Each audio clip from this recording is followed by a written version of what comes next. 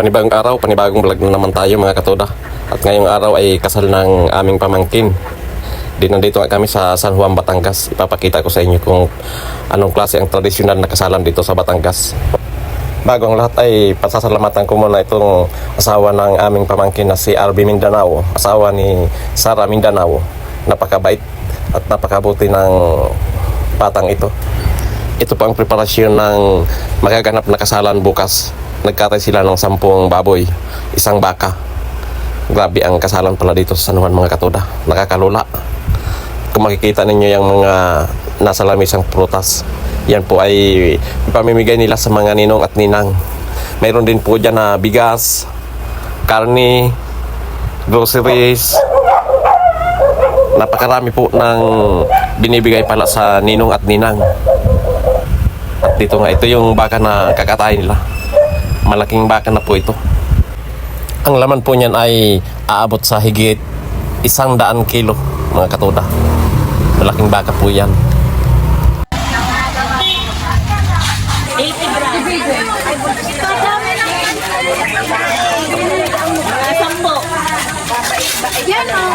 Sampo tapos ay mantika. Kailangan pa dito na mantika. May nabasa ba? Alin na dito? Dito ka. Meron pa? Oy, ba! Hindi lang ang 10.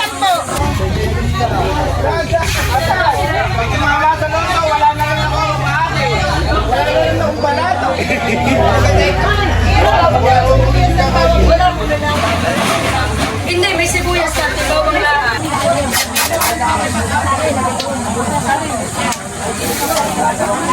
Are po ang Ito po yung mga gagamitin na bulaklak. Napakarami ng bulaklak na gagamitin sa kasal. Iba't ibang klaseng bulaklak. At ito naman po yung preparasyon na ginagawa nila sa pagbabalot ng ibibigay sa ninong at ninang. Nakakalula yung mga ipinamimigay sa ninong at ninang. Sana nung kinasal kami ganito rin kabongga. Kaso lang walang panggastos na ganito ka laki. Kaya binagsakan namin kasalang bayan. Bakit na kayo bumarito dyan sa dyan lang at mamaya na yan yung sisintensyahan? Bebe! Ito yung nanay ng ikakasal. Itong may kargang batang gwapo. Yung aking apo. Napakagwapong bata. Saka ito ang tatay naman, itong nakayelo. Ito yung tatay, ang aking bilas na napakabait. Shout out sa iyo Kuya Edwin at Ate Raquel. Congrats sa inyo.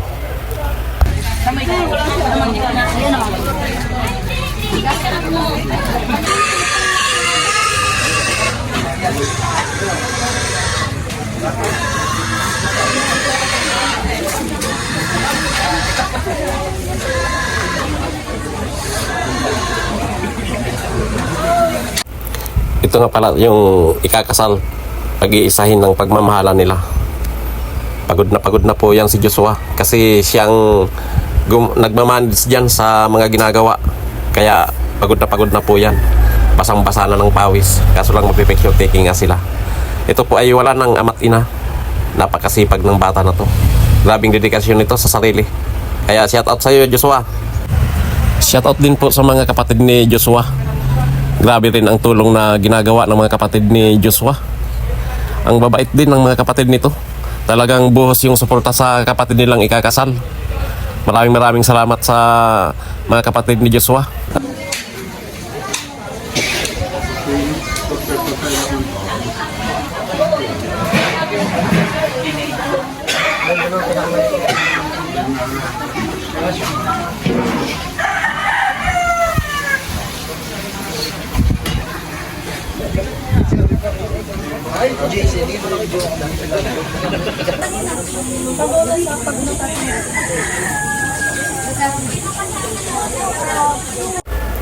Yan pong nakikita niyong kalihira dyan sa lamisang yan.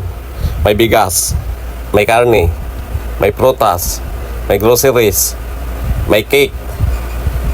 Lahat po yan ay ibibigay sa ninong. Bawat nasa upuan na yan, magkakatapat na yan, yan po ang ibibigay sa ninong. Kung ilang upuan yan, Kung ilan ang bilang ng upuan na yan, yan din ang bilang ng ninong at ninang nila. Yan pong lahat ay ipamimigay. Grabe, nakakalula. Napakalayo ng kasalan sa San Juan, saka dito sa Bicol. Hindi ko alam dito sa Bicol kung mayroon ding parte ng Bicol na ganyan ang tradisyonal na kasalan na ginagawa sa kanila.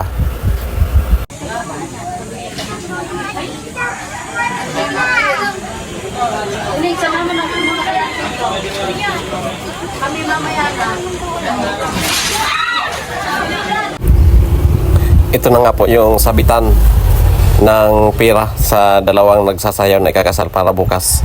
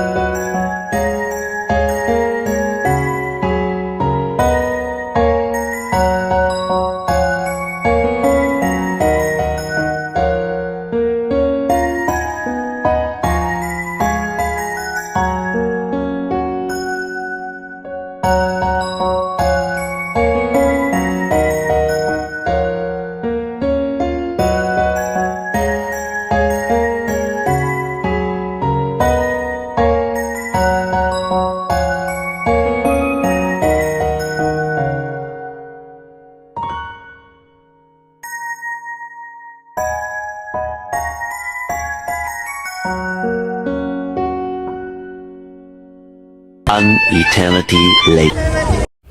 At ito naman po ang simbahan ng Nepomuceno Church. Napakaganda ng simbahan po nila. At ito po yung mga abay, saka yung nanay at tatay.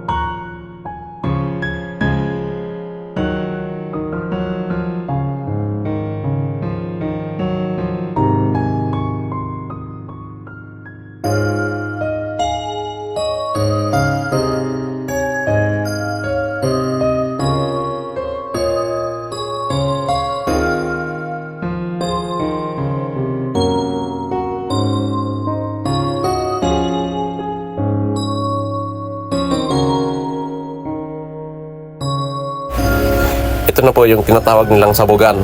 Ang pagbibigay ng ninong at ninang, pinakamataas po na nagbigay dyan ay 45,000 yata, pinakamataas na nagbigay ng ninong. Tapos 30,000 naman ang pinakamababa. Grabe. Nakakalola ang mga binibigay ng mga ninong. Hanggang dito na lang ang aking video. Hindi ko na nakunang gawa ng siksikan na yung mga tao. Salamat sa panonood ng video. Bye-bye.